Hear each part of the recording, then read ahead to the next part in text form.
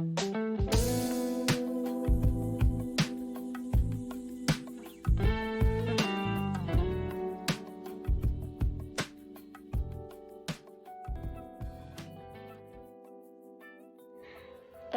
dalam ekonomi Islam yang pertama, riba. Secara etimologi, riba berarti asyadah, artinya tambahan.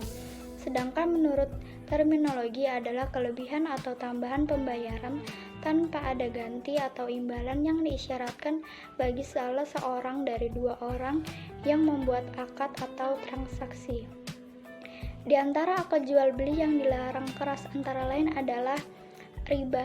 Riba secara bahasa berarti penambahan, pertumbuhan, kenaikan, dan ketinggian. Sedangkan menurut syara, riba berarti akad untuk satu ganti khusus tanpa diketahui perbandingannya dalam penilaian syariat ketika berakad atau bersama dengan mengakhirinya kedua ganti atau salah satunya. Dengan demikian, riba menurut istilah ahli fikih adalah penambahan pada salah satu dari dua ganti yang sejenis tanpa ada ganti dari tambahan ini. Tidak semua tambahan dianggap riba, karena tambahan terkadang dihasilkan dalam sebuah perdagangan dan tidak ada riba di dalamnya. Hanya saja tambahan yang diistilahkan dengan nama riba dan Al-Quran datang menerangkan pengharamannya adalah tambahan yang diambil sebagai ganti rugi dari tempo yang ditentukan. Qatadah berkata, sesungguhnya riba orang jahiliyah adalah seseorang yang menjual satu jualan sampai tempo tertentu, dan ketika tempo dan orang yang berhutang tidak bisa membayarnya, dia menambahkan hutangnya dan melambatkan tempo.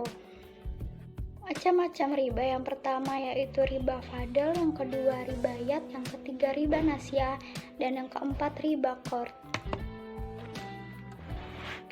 Kedua, gharar. Gharar merupakan larangan utama kedua dalam transaksi muamalah setelah riba. Dana serta pelayanan jasa bank syariah memberikan pengertian mengenai gharar sebagai transaksi yang objeknya tidak jelas, tidak dimiliki, tidak diketahui keberadaannya, atau tidak dapat diserahkan pada saat transaksi dilakukan kecuali diatur lain dalam syariah. Gharar mengacu pada ketidakpastian yang disebabkan karena ketidakjelasan berkaitan dengan objek perjanjian atau harga objek yang diperjanjikan dalam akad. Definisi menurut beberapa ulama. A. Imam Syafi'i. Gharar adalah apa-apa yang akibatnya tersembunyi dalam pandangan kita dan akibat yang paling mungkin muncul adalah yang paling kita takuti atau tidak dikehendaki.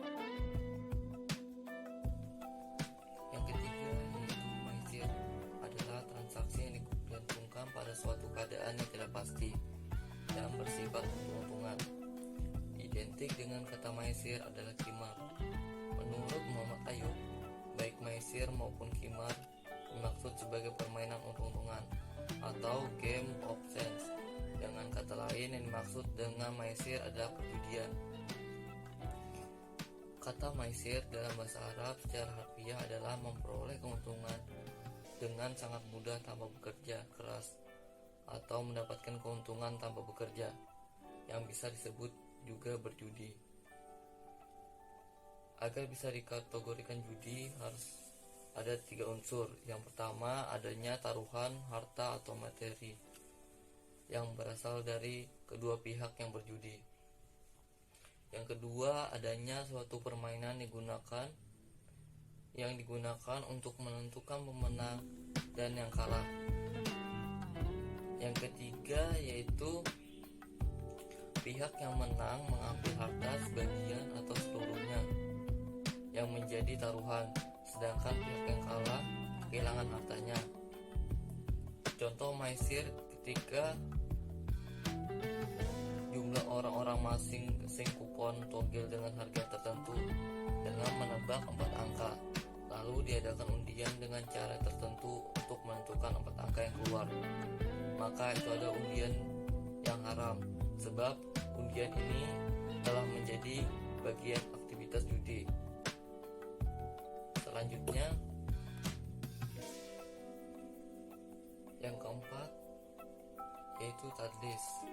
Secara bahasa adalah menyembunyikan kecacatan atau menutupi, dan asal kata tadlis diambil dari kata dalas atau yang berarti gelap atau remang-remang. Al-Azhari mengatakan tadlis diambil dari kata dulsot yang berarti gelap. Maka apabila penjual menutupi dan menyampaikan dagangannya, maka ia telah berbuat tadlis. Tadlis adalah keadaan di mana suatu pihak tidak mengetahui informasi yang diketahui pihak lain, yang disebut juga asimetrik. Setiap transaksi dalam Islam harus didasarkan pada prinsip kerelaan antara kedua belah pihak yang sama-sama ridho. Menurut Muhammad Saleh Al-Fauzan, pemalsuan atau tadlis ada dua bentuk, yaitu yang pertama dengan cara menyembunyikan cacat yang ada pada barang tersebut. Yang kedua dengan menghiasi atau memperindah barang ia jual, sehingga harga barang bisa naik dari biasanya. Selanjutnya yaitu macam-macam tadlis. Yang pertama, tadlis dalam kuantitas. Tadlis dalam kuantitas termasuk juga kegiatan menjual barang-barang kuantitas sedikit dengan harga yang barang kuantitas banyak. Misalnya menjual baju sebanyak 1 kontainer.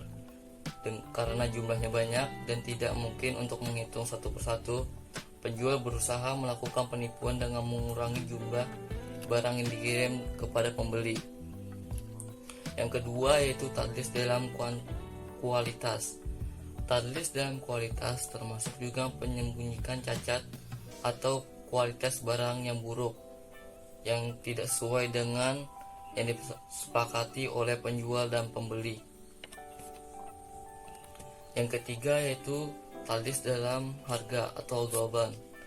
Tadlis dengan harga ini termasuk menjual barang dengan harga yang lebih tinggi atau lebih rendah dari harga pasar karena tidak tahuan pembeli atau penjual.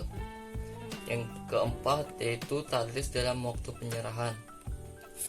Seperti juga pada tadlis dalam kuantitas dan kualitas dan harga, tadlis dalam waktu penyerahan juga dilarang. Contoh tadlis dalam hal ini ialah bila si penjual tahu persis bahwa ia tidak akan dapat menyerahkan barang tepat waktu yang ia janjikan, namun ia sudah berjanji akan menyerahkan barang pada waktu yang ia janjikan.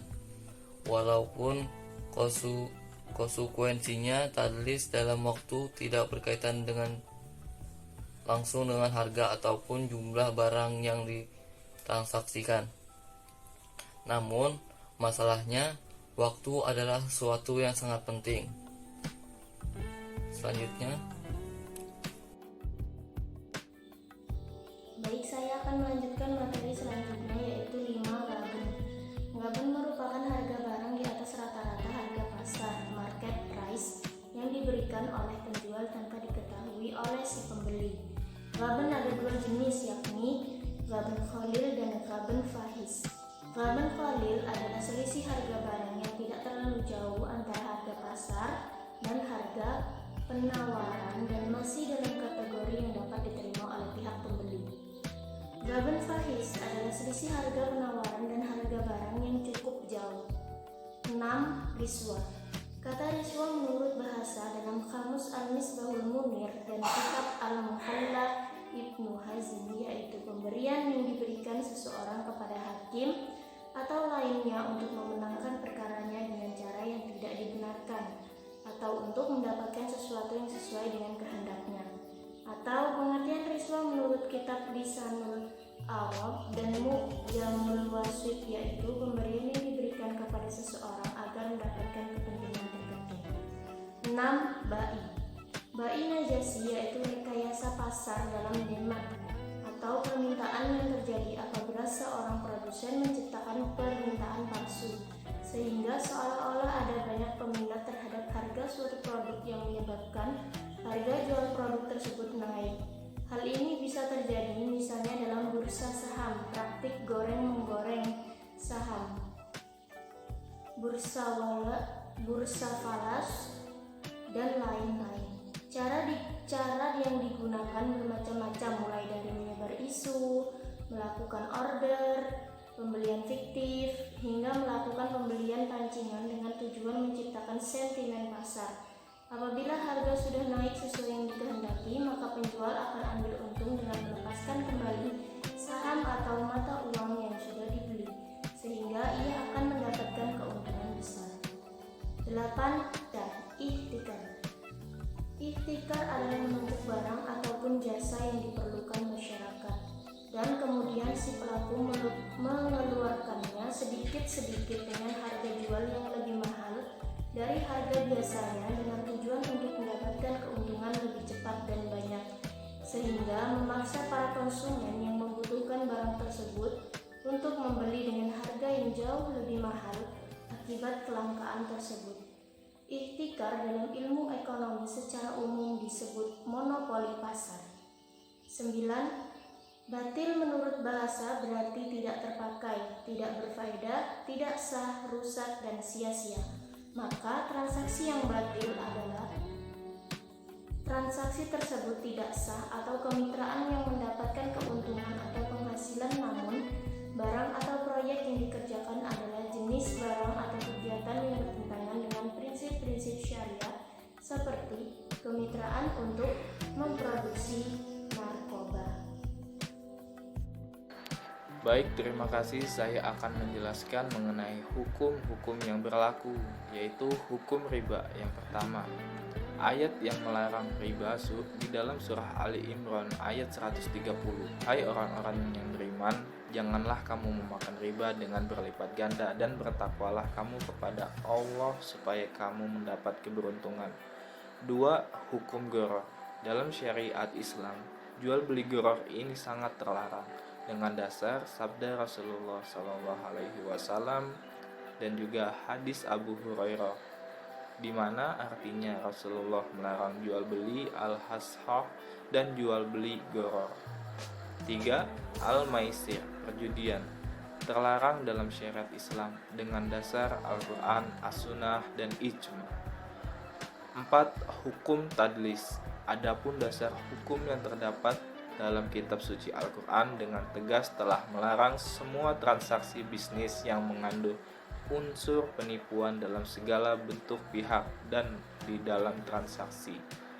5. Hukum ghabn. Jenis transaksi apapun dalam ghabn tidak diperbolehkan dalam ekonomi Islam.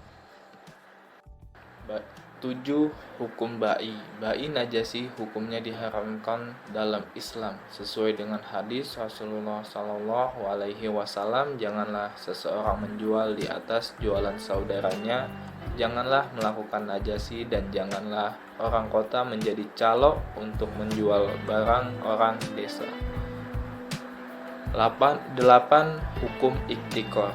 Rasulullah SAW bersabda, barang siapa yang menimbun barang dan jasa kebutuhan pokok, maka telah melakukan suatu kesalahan, yaitu dosa. 9. Hukum batil. Transaksi yang batil tidak diperbolehkan.